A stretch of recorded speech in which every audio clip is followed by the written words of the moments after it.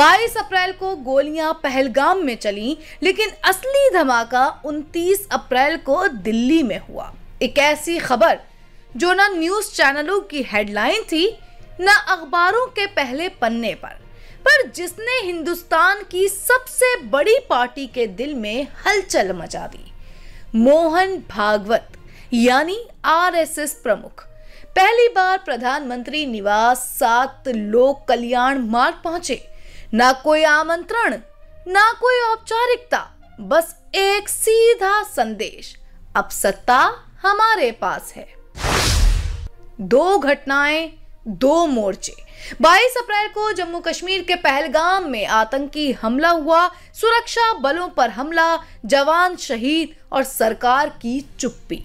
एक ओर राष्ट्रीय सुरक्षा का संकट तो दूसरी ओर बीजेपी के भीतर सत्ता का संघर्ष। पहले खबरें आई कि बीजेपी अध्यक्ष की घोषणा टल गई है। टीवी पर ब्रेकिंग आई, पहलगाम के कारण पार्टी अध्यक्ष की घोषणा रुकी। लेकिन 29 अप्रैल को ये कहानी पूरी तरह पलट गई।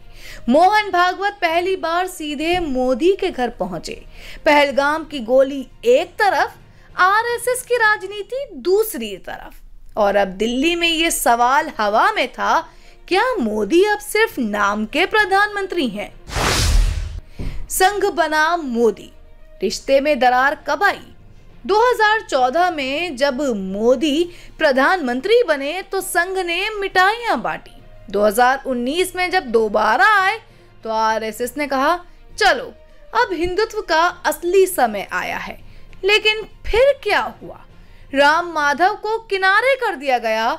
सुरेश सोनी, कृष्ण गोपाल, भैयाजी जोशी सिर्फ औपचारिक चेहरे बने। दत्तात्रेय होस बोले कि रॉय को भी नजरअंदाज किया जाने लगा। मोदी शाह की जोड़ी ने पार्टी को कॉर्पोरेट बोर्ड बना दिया, जहां संघ सिर्फ शेयर होल्डर था, डायरेक्टर नहीं। और संघ सहता रहा जब तक 29 अप्रैल नहीं आया। पहलगाम से ध्यान हटाना या सत्ता में सेंध?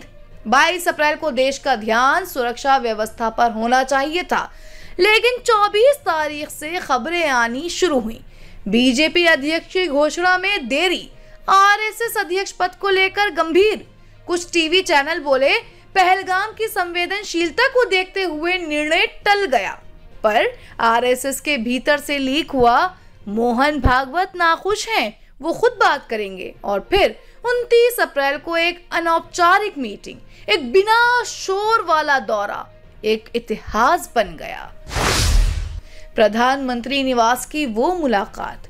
29 अप्रैल की सुबह 8:30 पर मोहन भागवत एक साधारण इनोवा कार में पहुंचे। न मीडिया की नजर, न सरकारी बयान, सीधे प्रधानमंत्री नरेंद्र मोदी के साथ बंद कमरे में 40 मिनट। साथ लाए थे 2 वरिष्ठ प्रचारक और एक लिफाफा। अंदर लिखा था, बीजेपी अध्यक्ष पद के लिए संघ की पसंद। मोदी ने पहली बार गुस्से की जगह खामोशी ओढ़ी।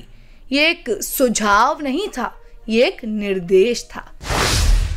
संघ का एजेंडा अब सिर्फ औपचारिक नहीं, नेतृत्व भी। भागवत ने साफ कर दिया, अब नेतृत्व संघ तय करेगा। पार्टी अध्यक्ष कौन होगा, यह अब नागपुर तय करेगा, ना कि दिल्ली का दरबार।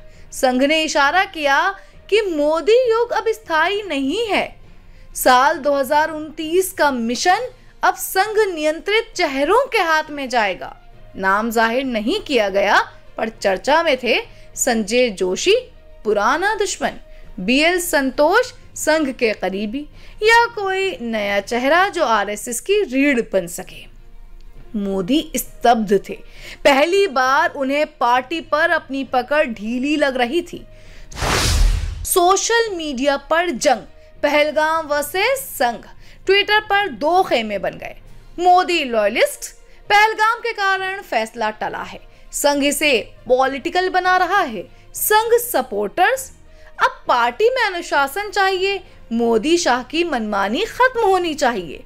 और तीसरा खेमा, टीवी चैनल वाले टीआरपी के मजे लूट रहे थे। एंकर चिल्ला रहा था, क्या आरएसएस ने मोदी की सत्ता छीन ली? शाह की चुप्पी मोदी की बेचैनी। अमित शाह इस पूरे घटनाक्रम में चुप थे। वो जानते थे अगर आरएसएस ने अध्यक्ष पर कब्जा कर लिया तो 2029 की तैयारी उनके हाथ से निकल जाएगी। मोदी बेचैन थे, लेकिन इस्तीफा देने जैसी बातें सिर्फ अफवाह थीं। उन्होंने संघ प्रमुख को साफ नहीं कहा नहीं, लेकिन हाँ भी नहीं कहा। वो सिर्फ एक बात बोले, मैं सोचकर बताऊंगा। जनता के लिए असली सवाल, क्या एक लोकतांत्रिक पार्टी में इतना गुप्त संचालन जायज है? क्या प्रधानमंत्री पद पर बैठा व्यक्ति पार्टी अध्यक्ष चुनने में असहाय हो सकता है? क्या आरएसएस अब सत्ता का सीधा हिस्सा बन चुका है? पहलगाम की सुरक्षा चूक पर कोई प्रेस कॉन्फ्रेंस नहीं, लेकिन आरएसएस के कहने पर मीटिंग तुरंत हो जाती है। ये क्या संदेश है देश को? इतिहास की नई लकीर। 29 अप्रैल 2025 को संघ ने वो कर दिखाया जो 99 सालों में कभी नहीं हुआ था। पहली बार प्रधानमंत्री आवास में प्रवेश लेकर संघ ने स्पष्ट कर दिया, अब विचारधारा नहीं, सत्ता भी हमारे हाथ में होगी। बीजेपी के इतिहास में ये दिन दर्ज होगा, संघ का सीधा हस्तक्षेप। मोदी जो अब तक पार्टी के अकेले आकाश थे, अब उस आकाश में संघ का सूर्य चमक रहा है। संघ बना मोदी। रिश्ते में दरार कब आई? 2014 में जब मोदी प्रधानमंत्री बने तो संघ ने मिठाइयां बांटी। 2019 में जब दोबारा आए तो आरएसएस ने कहा चलो अब हिंदुत्व का असली समय आया है। लेकिन फिर क्या हुआ? राम माधव को किनारे कर दिया गया। सुरेश सोनी, कृष्ण गोपाल, भैयाजी जोशी सिर्फ औपचारिक चेहरे बने। दत्तात्रेय होस बोले कि रॉय को भी नजरअंदाज किया जाने लगा। मोदी शाह की जोड़ी ने पार्टी को कॉर्पोरेट बोर्ड बना दिया, जहां संघ सिर्फ शेयर होल्डर था, डायरेक्टर नहीं।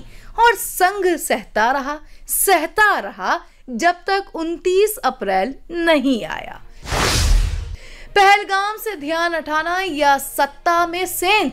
22 अप्रैल को देश का ध्यान सुरक्षा व्यवस्था पर होना चाहिए था, लेकिन 24 तारीख से खबरें आनी शुरू हुई। बीजेपी अध्यक्ष की घोषणा में देरी, आरएसएस अध्यक्ष पद को लेकर गंभीर। कुछ टीवी चैनल बोले पहलगाम की संवेदनशीलता को देखते हुए निर्णय टल गया, पर आरएसएस के भीतर से लीक हुआ मोहन भागवत नाखुश हैं, वो खुद बात करेंगे। और फिर 29 अप्रैल को एक अनौपचारिक मीटिंग, एक बिना शोर वाला दौरा, एक इतिहास बन गया।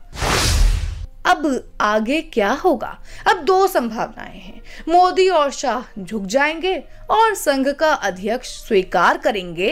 भीतर ही भीतर विद्रोह होगा और बीजेपी दो हिस्सों में बढ़ सकती है। लेकिन जो तय हो गया है वो ये कि अब दिल्ली की सत्ता में संघ का वर्चस्व सार्वजनिक है। संघ अब पर्दे के पीछे नहीं, कैमरे के सामने है। तो दोस्तों 22 अप्रैल को जम्मू में हमला हुआ था, लेकिन 29 अप्रैल को दिल्ली में गद्दी पर कब्जा हो गया। पहलगाम में गोलियां चली, दिल्ली में राजनीतिक तख्ता पलट। अब सवाल ये है, क्या प्रधानमंत्री वही रहेगा या पार्टी अध्यक्ष बदलते ही सत्ता का चेहरा भी बदलेगा? और आप हमसे जुड़े रहने के लिए सब्सक्राइब करें YouTube पर, फॉलो करें Twitter पर और लाइक करें Facebook पर। और ज्यादा जानकारी के लिए आपको टाइप करना होगा सिर्फ न्यूज़ नशा।